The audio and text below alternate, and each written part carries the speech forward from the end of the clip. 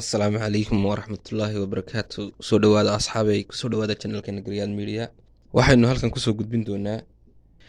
xaaladda kasoo cusboonaatay gobolada Salel iyo Awdal, taasi oo sabab u ahaa iska horimaad ka bilaabmay buugga Xeer Ciise ayaa waxa uu ka socday bilihii u dambeeyey deegaanadaasi gobolada Salel iyo Awdal, gaar ahaan degmadiisa Saylac, kaasi oo isku qabsadeen labada beelood ee wadadega gobolkaasi, waxaana qolo walba gaarkeega u sheeganaysay magaalada Saylac, iyada oo beesha Ciise ay ku doodayso in ay leedahay magaalada Saylac ayna ku qabanayso buugga Xeer Ciise,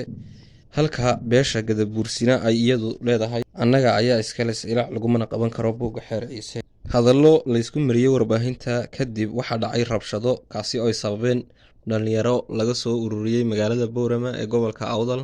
caasimadiisa in la geeyo magaalada Saylac, halkaasi ay ka abuureen rabshado, waxaana halkaasi ka dhashay iska horimaad ay iskala hor yimaadeen dhalinyaradaasi laga soo abaabulay Boorama iyo kuwa deegaanka, waxaana halkaasi soo kala gaadhay ciidamada kala duwan ee booliska iyo militariga gobolka Salel. Khilaafkaasi oo markii dambe soo faragelisay xukuumadda Somaliland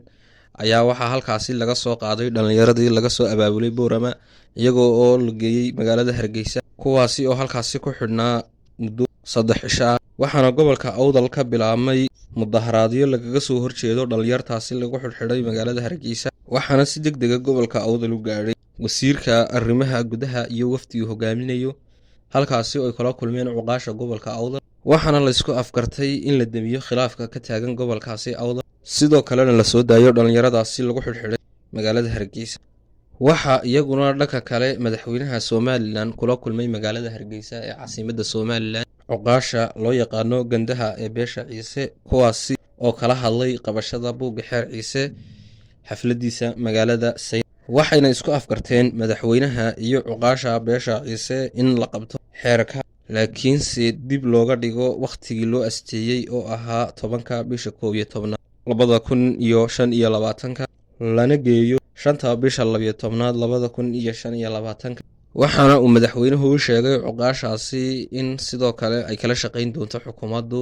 qabashada buugga Xeer Ciise amnigiisa, una diri doono gobolka Salel degmadiisa Saylac wasiirka arrimaha gudaha si uu halkaasi kaga dhawaaqo qabashada wakhtigaasi la isku afkartay ee la qabanayo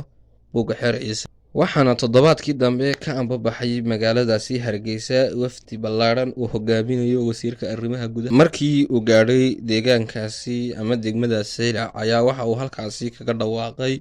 in la joojiyey xafladda buugga Xeer Ciise, waxaana halkaasi warbaahinta kula hadlay cuqaasha iyo waxgaradka beesha Ciise, kuwaasi oo ka biyadiiday falka ay kula kacday xukuumadda Somaliland, iyadoo uu mudaharaadyo waaweyni ka bilaabmeen gobolada Awdal iyo Salel, kawaasi oo lagaga soo horjeedo falka ay ku kacday xukuumadda Somaliland. Wasiirka arrimaha gudaha Somaliland ayaa waxa uu isku dayay inuu damiyo xiisadaasi, kaasi oo ku guuldaraystay inuu damiyo xiisadaas, waxaana wararka inaga soo gaaraya deegaanadaasi ay noo sheegayaan in wasiir Cabdalla Sandheer shalay ay bishu ahayd 17 bishii 11 uu si dhuumasho ah kaga soo baxay gobolada Salel iyo Awdal isagoo aanan xallin khilaafkii ka taagnaa gobolka, waxaana loo soo sheegayaa in la jajabiyey qaar ka mid a gawaadhida wafdigaasi la socday, waxa uu xalay xilli goor dambe ah uu ku galay si dhuumasho ah magaalada Hargeysa. Gobolada Salel iyo Awdal ayaa iyagu ilaa iminka aanan loo hayn xal siyaasadeed ama xal nabadeed ah,